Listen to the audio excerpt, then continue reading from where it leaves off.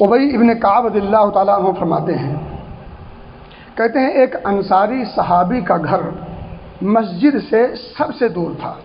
کہتے ہیں کہ وہ سب سے دور رہتے ہوئے کبھی ان کی جماعت نہیں چھوٹی۔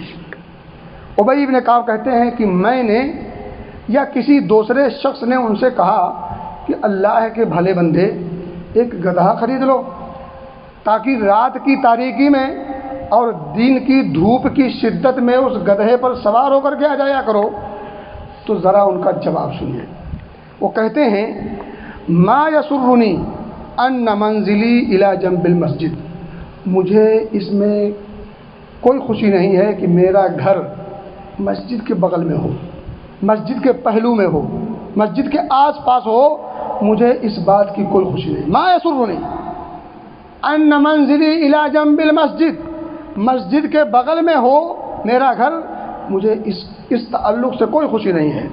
اور آگے کہتے ہیں انی ارید، بلکہ میری چاہت، میری طلب اور تمنا تو یہ ہے کہ ان یکتب لی ممشای الی المسجد ورجوعی اذا رجعت الی اہلی، بلکہ میں تو یہ چاہتا ہوں کہ جب میں گھر سے مسجد آؤں اور مسجد سے جب لوٹ کر اپنے بچوں میں جاؤں تو یہ جانا اور آنا لکھا جائے۔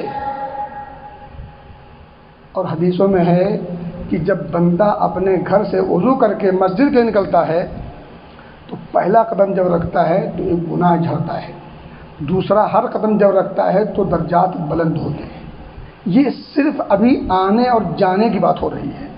نماز کی فضیلت، جماعت کی فضیلت، اس کے اجر و ثواب وہ سب بعد کی باتیں ہیں۔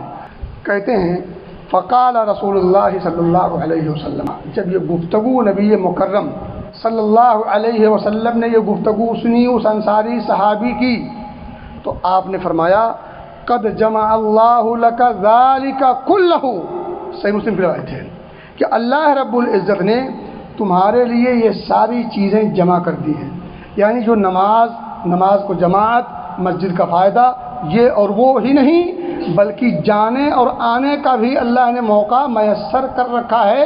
یہ ساری فضیلتیں، یہ سارے فوائد، سارے برکات تمہیں حاصل ہیں، اللہ رب العزت نے یہ ساری چیزیں جمع کر رکھی ہیں۔ دوستو باتیں بہت ساری ہیں اور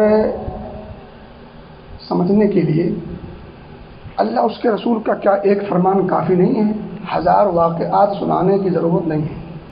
ایک دو واقعات، ایک دو دلائل انسان کے لیے کافی ہیں اگر دل میں ایمان کی رمق ہو۔